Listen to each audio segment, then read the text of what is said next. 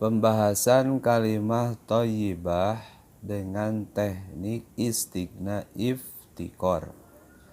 Dalam video terdahulu udah dibuatkan pembahasan istighna iftikor dengan teknik nafi isbat. Pasti kalau sudah melihat video itu akan lebih mudah ketika melanjutkan dengan video yang ini. Pembahasan dengan istighna iftikor pada hakikatnya istighna menceritakan zat, iftikor menceritakan sifat. Dalam lapad la ilaha, lapad ilahun, pada video yang itu udah disebutkan walaupun lapadnya lapad kuli, tapi ngijir burhan dari akli adalah ma'bud bil haq. Jadi makna ilahun itu ma'bud bil haq.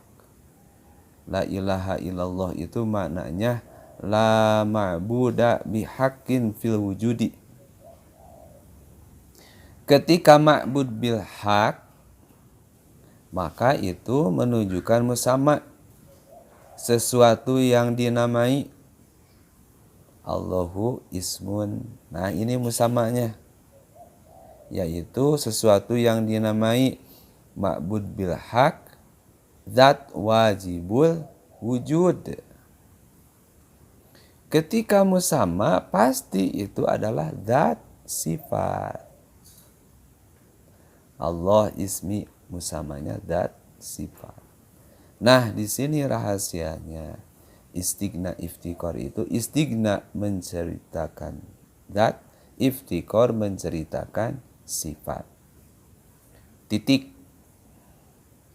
Sekarang mundur agak jauh. Pada video terdahulu dikatakan bahwa pada dasarnya makna la ilaha illallah itu mengumpulkan semua aqaid yang 50. Mengumpulkan semua makna aqaid 50. 20 wajib di Allah, 20 mustahil, tambah wenang 1, 20, 21, 41. 4 wajib di Rasul, 4 muhadir Rasul, tambah 1, 9, 41 tambah 9, 50. Nah, sekarang diambil satu yang wajib di Allah 20, wujud qidam baqa muhalafat wa disi kaum nafsi wa daniyah qudur iradah, ilmu hayat sama basar kalam, qadiron muridan aliman hayan samian basiron mutakaliman. Yang 20 itu dipermudah dibagi 4, nafsiyah, sabiah, ma'ani, manawiyah. Nafsiyah ada 1 sifat wujud, sabiah ada 4, salbiah ada 5, qidam baqa muhalafat wadisi qiyam nafsi wahdaniyah. Ma'ani ada 7, kudrat iradat ilmu hayat sama basar kalam. Manawiyah ada 7, qadiron muridan aliman hayyan samian basiron mutakalliman. Ceritanya ini sudah paham pembagian ini, karena pembahasan istighna iftikor itu ya terbilang di atas. Dari nafsiyah blus masuk menjadi maujudat ke-1, sabiah masuk menjadi maujudat ke-2, ma'ani masuk ke maujudat ke-3, ma'nawiyah masuk pada maujudat ke-4. Maujudat ada 4. Jadi sebelum istighna iftikor harus tahu dulu maujudat yang 4. Maujudat itu jamak dari maujud, pirang-pirang maujud. Maujud beda dengan wujud. Kalau wujud itu masih ranah ilmu pengetahuan. Allah itu ada wujud. Nah, tapi kalau udah maujud, ini sudah ain. Sudah terhukumi.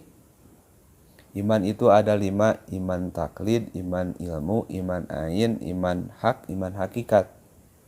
Iman ilmu dan iman taklid dan iman ilmu masih termahjub, terhalang. Nah, yang ain, yang hak. Nah, jadi wujud itu masih masih taklid atau masih berupa ilmu. Beda dengan maujud. Maujud ada 4. Pertama, maujud ke-1, maujudat ke-1. Tak butuh pada dat, tak butuh pada pencipta, yaitu zat Allah Subhanahu wa Ta'ala. Maujudat kedua, butuh pada dat, butuh pada pencipta, yaitu sifat baru, sifat hawadis. Maujudat ketiga,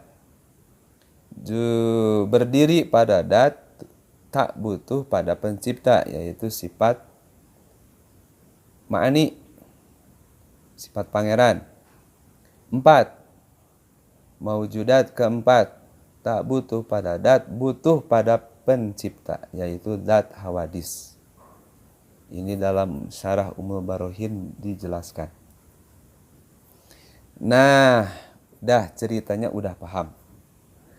Kemudian dari 4 maujudat ini dikelompokkan.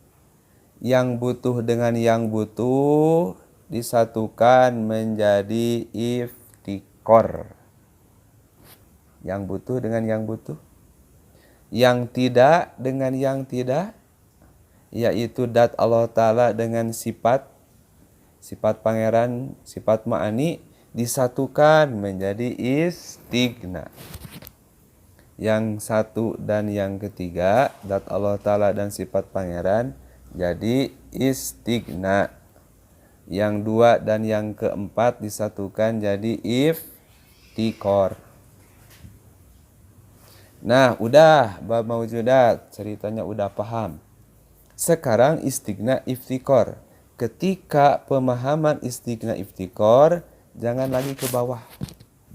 Jadi kalau pesawat terbang mau siap tinggal landas. Jadi kaki-kakinya itu sudah diberesin. Sudah siap. Tadi diceritakan, pada dasarnya istighna itu menceritakan zat. Iftikor itu menceritakan sifat. Nah, apa itu istighna? Istighna itu singkatan dari istighna'uhu an kulli ma siwahu.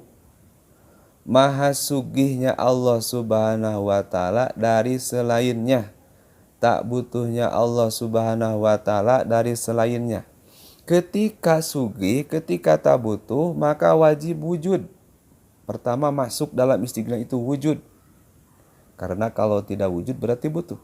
Kedua kidam. Yang istighna itu wajib kidam. Harus kidam.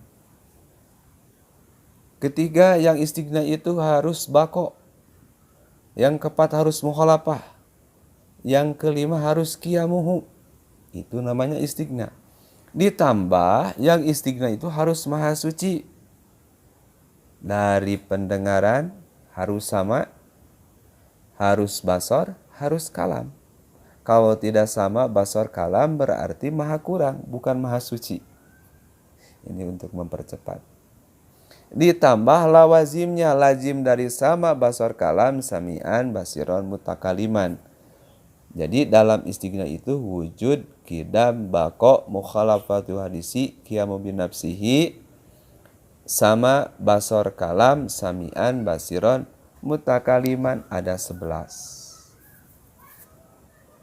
Nah, tadi ada statement bahwa istighna itu menceritakan dat. Mengapa menjadi dat? Nah, kalau dalam hal ini kita perlu dengan rasa. Yang barusan ilmu, dalil, sekarang harus pakai rasa. Harus rada bentak. Insya Allah dalam season selanjutnya. Sekemampuan kita bahas, insya Allah.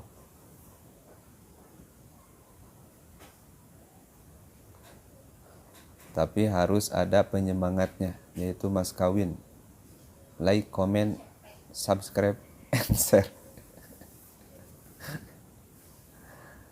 Udah istighna. Sekarang iftikor. Iftikor itu adalah iftikoru masiwahu ilahi. Iftikoru masih butuhnya selain Allah Subhanahu wa Ta'ala kepadanya. Butuhnya selain Allah Ta'ala kepadanya. Mana selain Allah Ta'ala? Alam, jirim, makhluk, hawadis, mungkin. 5.